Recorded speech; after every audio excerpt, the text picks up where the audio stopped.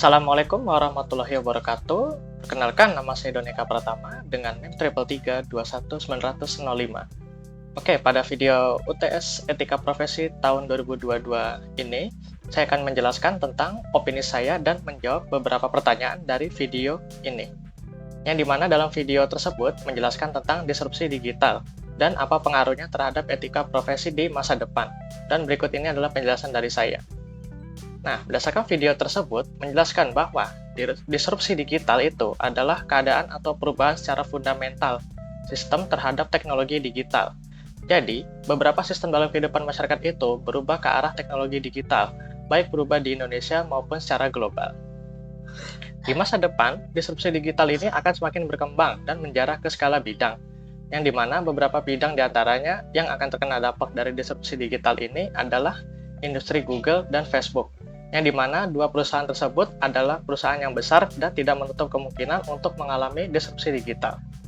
Kemudian media yang saat ini seperti media cetak atau media siaran, contohnya seperti televisi dan semacamnya, itu juga dapat mengalami disrupsi digital yang digantikan oleh teknologi digital media yang lebih maju. Contohnya seperti YouTube dan sebagainya. Kemudian retail shop atau yang artinya pusat-pusat perbelanjaan yang sekarang ini eksis, contohnya seperti department store yang tidak dapat ditemui di masa depan nanti dengan adanya disrupsi digital, tidak menutup kemungkinan juga mengalami pengikisan. Jadi nanti retail shop ini akan digantikan dengan tempat jual beli online, sehingga efek digital ini dapat mengubah proses jual beli di department store yang sekarang ada. Kemudian financial technology tidak hanya di bidang-bidang tadi, tentu saja seperti keuangan atau perbankan itu akan mengalami dampak dari disrupsi digital ini. Artinya, proses-proses keuangan kita bisa dilakukan secara mobile melalui teknologi digital yang nanti akan ada dan bahkan di masa sekarang pun sudah ada. Jadi nanti mungkin ada pengurangan cabang kantor bank seperti itu, sehingga jumlah karyawan juga akan berkurang. Kemudian telekomunikasi. Di sini telekomunikasi adalah hal yang paling mudah diakses oleh setiap masyarakat. Sehingga telekomunikasi sekarang yang sedang eksis akan dikalahkan oleh teknologi yang akan datang seperti 5G. Nah, 5G ini akan lebih memudahkan kita untuk memanfaatkan telekomunikasi dan komunikasi seperti itu. Nah, yang terakhir adalah edukasi. Jadi, di bidang edukasi atau pendidikan, tidak menutup kemungkinan juga akan terkena disrupsi digital. Contohnya pembelajaran secara daring, yang dimana sistem daring ini tidak mengharuskan siswa atau mahasiswa tatap muka secara langsung di kelas, sehingga bisa mengurangi kuota tempat. Jadi, bisa dilakukan secara online atau digantikan menggunakan teknologi digital sebagai sarana pembelajaran. Nah, di mana disrupsi digital ini ada dampak positif dan negatif. Nah, tadi negatifnya beberapa tadi sudah saya sebutkan dan jelaskan sebelumnya, misalnya penggantian sistem itu menjadi digital, bahkan adanya pengurangan jumlah karyawan atau pengurangan jumlah cabang dari perusahaan juga, sehingga faktor ekonomi untuk masyarakat ini akan semakin berkurang. Jadilah pekerjaan masyarakat akan berkurang juga.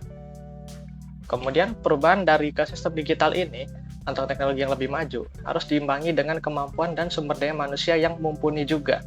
Sedangkan sisi positifnya yaitu manusia lebih dipermudah dalam mengakses bidang-bidang tersebut. Misalnya seperti retail shop yang akan digantikan oleh teknologi digital yang lebih maju. Misalnya berbelanja bisa dilakukan di mana saja dan kapan saja, hanya melalui media seperti handphone, dan hal ini juga bisa mempermudah. Namun ada sisi negatifnya juga seperti retail shop jadi berkurang sehingga jumlah karyawan berkurang. Lalu disrupsi digital ini memiliki dampak more for less. Jadi ada keuntungan yang lebih bagus dibandingkan yang sudah ada. Bahkan bisa mencapai 10 kali lipat atau bahkan bisa berkali-kali lipat dari yang sudah ada keuntungan akibat disrupsi digital ini. Dan mungkin lebih efisien dan lebih murah berkali lipat dibanding yang sudah ada. Sehingga menyebabkan more for zero seperti itu. Jadi more for less mengakibatkan more for zero. Nah, hal inilah yang harus kita waspadai sehingga untuk menghadapi disrupsi digital ini perlu adanya perubahan engaging atau game changing secara cepat dan efektif oleh manusia. Kemudian, apa yang harus saya siapkan dan apa yang harus Anda lakukan sebagai calon tenaga kerja di masa depan? Nah, seperti yang saya jelaskan sebelumnya, di masa depan itu kemungkinannya semua bidang pekerjaan akan digantikan oleh teknologi digital. Jadi, nanti mungkin ada pengurangan karyawan atau jumlah kantor cabang dan sebagainya. Dan itu harus diimbangi juga dengan persiapan yang matang dari masyarakat itu sendiri atau dari kita sendiri. Di antaranya yang harus kita persiapkan yaitu meningkatkan kualitas sumber daya manusia atau kompetensi dari kita sendiri. Dengan perkembangan teknologi digital tadi, harus diimbangi dengan meningkatnya juga SDM kita. Tingkatkan juga SDM dan kompetensi kita seperti itu. Kemudian yang kedua yaitu melakukan inovasi. Dengan adanya perkembangan teknologi digital tadi, kita juga harus diimbangi dengan inovasi-inovasi dan kreativitas yang kita punya. Dan kita harus memberikan inovasi-inovasi dan kreativitas yang kita punya. Artinya, ketika teknologi digital itu semakin meningkat, kita juga memiliki inovasi-inovasi dan kreativitas yang semakin meningkat. Kemudian yang ketiga, yaitu mengadopsi teknologi digital. Karena teknologi-teknologi digital itu kan semakin meningkat nih. Nah, tidak ada salahnya kita mengadopsi teknologi tersebut untuk kebutuhan kita sebagai masyarakat. Jadi, menyesuaikan teknologi tersebut untuk penggunaan kita dalam kehidupan sehari-hari, jadi tidak ada salahnya kita mengadopsi teknologi tersebut ke dalam urusan kita. Lalu pertanyaan selanjutnya itu, kemudian siap menghadapi perubahan dan ini yang paling penting. Jadi, masyarakat diharapkan siap menghadapi perubahan. Siap itu dilakukan dengan apa? Nah, siap itu dilakukan dengan yang tadi, seperti yang saya jelaskan sebelumnya. Seperti kompetensi yang mumpuni, sumber daya manusia yang mumpuni juga, memiliki inovasi dan kreatif, dan mampu bersaing. Nah, pertanyaan selanjutnya itu adalah, kemudian bagaimana dengan etika profesi di era disrupsi digital di masa depan nanti? Nah, sebenarnya etika profesi berlaku mutlak atau berlaku tetap. Bagaimanapun kondisinya dalam sistem keprofesian, etika profesi itu berlaku mutlak, jadi tetap berlaku. Di mana di era disrupsi digital sebagai calon tenaga kerja di masa depan, itu terdapat beberapa poin yang saya tandai. Di antaranya adalah kita tetap menjalankan etika profesi dan kode etik kerja sebagai tenaga kerja. Jadi, kode etik yang seharusnya kita lakukan sebagai tenaga kerja, itu harus kita terapkan tetap.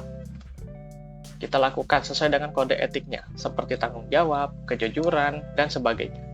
Kemudian, profesionalisme kerja tetap dijunjung tinggi, walaupun adanya disrupsi digital. Nah, keprofesionalan kita dalam bekerja tetap dijunjung tinggi.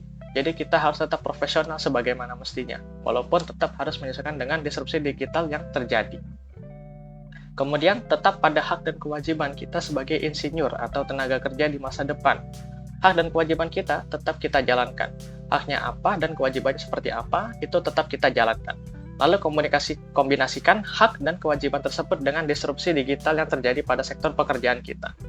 Kemudian yang terakhir yaitu mengikuti perubahan dan mampu berkembang, serta dapat bersaing di era disrupsi digital. Jadi kita ikuti perubahan itu seperti apa, kita sesuaikan diri kita, kemudian kita bisa bersaing dengan perkembangan disrupsi digital tersebut. Nah, itu saja mungkin yang dapat saya sampaikan. Jika ada salah-salah kata atau kata yang kurang berkenan, mohon maaf. Wassalamualaikum warahmatullahi wabarakatuh.